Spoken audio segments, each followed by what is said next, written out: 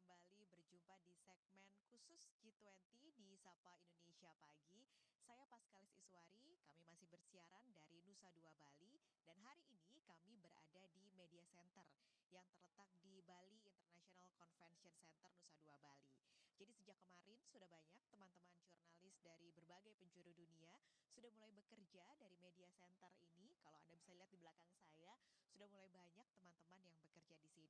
Media Center ini memang dirancang khusus, jadi teman-teman media atau teman-teman jurnalis sudah tidak perlu keluar dari Bali International Convention Center karena sudah disediakan juga layar yang cukup besar untuk memantau siapa saja yang akan hadir di bandara, yang akan mendarat di bandara, dan juga memantau pelaksanaan B20 yang pada hari ini memasuki hari kedua. Ini juga yang jadi highlight pada hari ini, saudara, pelaksanaan B20 hari kedua summitnya. Tadi sudah dibuka oleh Arsyad Rashid, Sinta Kamdani, dan juga speech dari Menko Perekonomian yaitu Erlangga Hartarto. Nah, yang jadi highlight juga, yang jadi sorotan pada hari ini, tokoh-tokoh yang akan jadi pembicara di B20 Summit ada tiga, yaitu ada bos Amazon, Jeff Bezos, lalu ada Elon Musk, dan juga Ernest Hathaway. Tapi ketiganya, yaitu Jeff Bezos, Elon Musk, dan juga Anne Hathaway, akan hadir secara virtual, saudara, untuk menjadi pembicara ataupun keynote speaker di session-session pada B20 Summit di hari kedua ini. Sementara itu, untuk yang lain, terutama di G20, akan ada bilateral meeting ataupun multilateral meeting yang dilakukan pemimpin negara.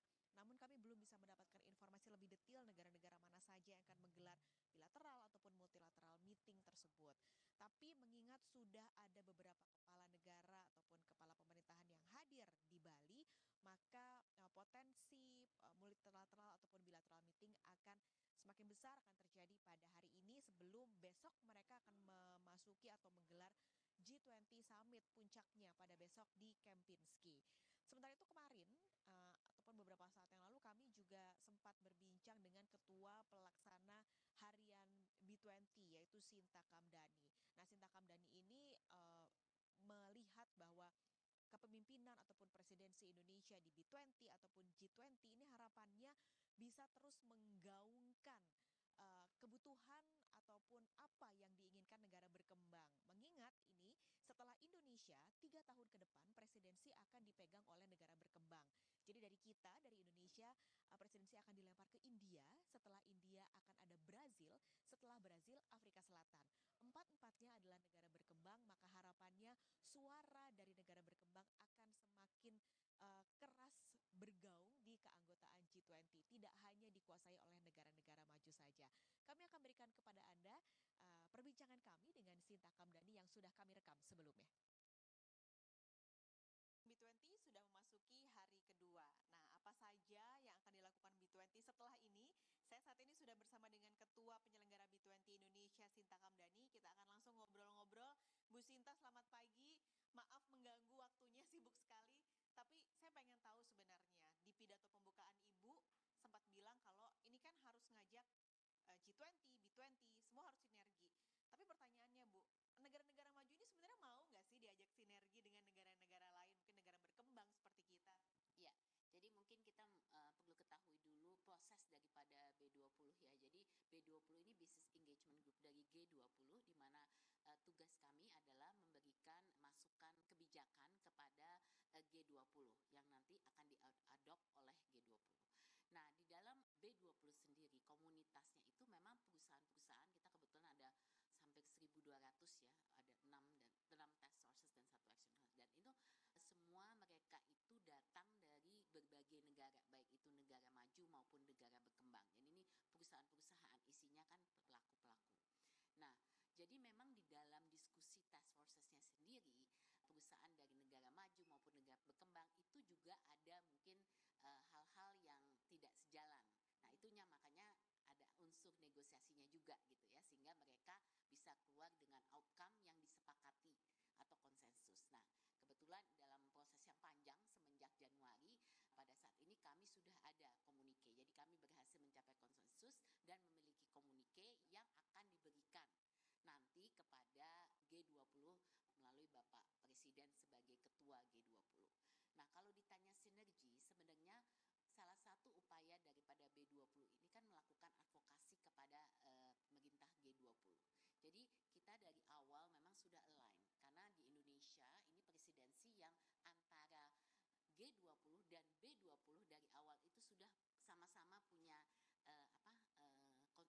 sudah ada dialog dan konsultasi untuk kita mau maju seperti apa, isu-isu agenda seperti apa yang mau dikedepankan. Makanya 3 isu utama yaitu Global Health Architecture maupun Digital Transformation dan Energy Transition juga menjadi topik-topik utama di B20. Jadi kita dari segi topik juga sudah align. Dan setiap kali kita tidak menunggu sampai itu selesai, tapi kita juga berkonsultasi dengan working group yang ada di dalam G20 untuk kita bisa saling melihat apa isu yang mau kita kedepankan gitu. Nah, ini yang mungkin proses yang berjalan sudah berlanjut dan kalau dilihat memang sinerginya itu jelas-jelas dari awal sudah ada karena saling terbuka gitu. Jadi pemerintah G20 ini juga mau mendengar gitu kan, apa sih sebenarnya masukan daripada B20. Jadi kita tidak nunggu sampai selesai, proses advokasi itu terus berjalan dan memang outcome ini hanya bisa terjadi kalau alignment ini terjadi gitu. Karena kalau tidak ya cuman berupa sepucuk kita ini sekali ya komunike kita sampai beratus halaman gitu. Tapi buat apa itu kalau tidak bisa diimplementasikan begitu. Total ada berapa sih Bu rekomendasi yang dihasilkan? Ya, jadi total kita ada 25 policy recommendation dan 68 daripada policy actions. Jadi yang menarik kali ini juga kita tidak hanya memfokuskan pada policy recommendation, tapi juga ada action-action yang harus disampaikan. Dan ini semua kita juga ada targetnya. Jadi kita punya KPI. Jadi ini tidak hanya sekedar, oh ini yang mau kita targetkan, tapi juga ada KPI-nya dan ada waktunya kapan kita berapa lama kita mau mencapai ini dan juga kita semua kita align juga dengan SDG Sustainable Development Goals. Jadi memang sangat spesifik dan selain daripada itu tahun ini juga berbedanya kita punya yang namanya legacy programs. Jadi di luar daripada policy kita juga punya legacy. Ini juga sesuai arahan dari pemerintah Indonesia sebagai host bahwa kita mau sesuatu yang actionable dan yang konkret hasilnya. Dan ini kemudian juga bisa menjadi untuk kita selanjutnya ke presidensi berikutnya nih yang penting, ya kan? Jadi tidak hanya berhenti di Indonesia, jadi long lasting. Ini kan juga selain kalau di 2 hari ini ya Bu, kita lihat banyak sekali MOU ditandatangani oleh banyak perusahaan. Sebenarnya udah ada hitungannya belum Bu? Nih 2 hari ini berhasil mengumpulkan berapa sih Bu dari MOU yang dilakukan? Jadi supaya kita sama-sama ketahui, kalau proses B20 dan G20 itu kan multilateral platform. Cuman memang yang kita lihat adalah Indonesia sebagai tuan rumah kan juga mengambil momentum untuk bisa bagaimana kita juga bisa mengadakan kerjasama investasi juga. Jadi selain daripada tentu saja kerjasama dengan banyak negara G20 dari aspek-aspek yang peningkatan kapasitas dan lain-lain, kerjasama ini juga kita melihat kesempatan untuk bisa menarik investasi. Makanya kenapa nggak cuma 2 hari ini, udah dalam kurun waktu beberapa hari kita sudah lihat banyak sekali perjanjian yang ditandatangani dan kesepakatan yang terjadi. Karena ini lebih yang dari aspek bilateralnya. Jadi kita mesti pisahkan antara yang bilateral dan multilateral gitu. Kalau multilateral itu lebih dari beberapa negara ya. Jadi nggak cuma antara Indonesia dan satu negara lain gitu. Jadi ini mungkin perlu dipisahkan. Nah, memang kalau untuk investasi sendiri Indonesia juga berkesempatan untuk mendapatkan dengan nilai yang cukup tinggi. Kita juga sekarang lagi terus mendata ya karena kita selama proses 1 tahun juga melakukan banyak sekali roadshow ya, bekerja sama juga dengan Kementerian Investasi, kita mengkurasi juga banyak proyek-proyek investasi untuk Indonesia. Jadi ini semua kemarin kita sudah mengadakan juga, Kadin mengadakan investment forum dan kita juga ada B20 investment forum dan juga ada Net Zero Summit di mana banyak sekali juga perjanjian-perjanjian yang ditandatangani.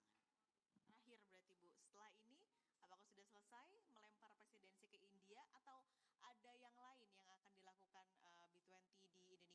Ya, jadi kalau B20 itu prosesnya 1 tahunan ya. Jadi berikutnya ini kebetulan menariknya kita sebagai emerging economy, kemudian nanti India selanjutnya dan Brazil dan South Africa. Jadi 4 emerging economy negara berkembang yang menjadi tuan rumah. Jadi ini benar-benar kesempatan buat kita untuk mengedepankan agenda-agenda emerging economy karena memang gapnya kita masih lihat cukup besar antara negara maju dan negara berkembang dan disinilah kesempatan kita untuk benar-benar Jadi tidak hanya mengikuti sebagai follower, tapi juga leading effort dan issues yang kita mau majukan. Bu Sinta, terima kasih banyak. Acaranya bisa berhasil sampai hari kedua hari ini. Terima kasih, sehat selalu Bu Sinta. Dan demikian saudara tadi jadi sinergi yang dilakukan, lalu juga jangan sampai 20 negara anggota dengan banyak pelaku usaha dan juga pelaku bisnis ini hanya menguntungkan negara maju saja, tapi juga negara berkembang bisa mendapatkan keuntungan dari keanggotaan B20 ini. Dari Nusa Dua Bali, Paskalis Iswari, Anggi Mei Darwan, Kompas TV, Jakarta. Kami jeda sejenak saudara, nanti usai jeda kami akan kembali, kami punya informasi soal Indonesia. Presidensi Indonesia di KTT G20 akhirnya berhasil merealisasikan sejarah baru,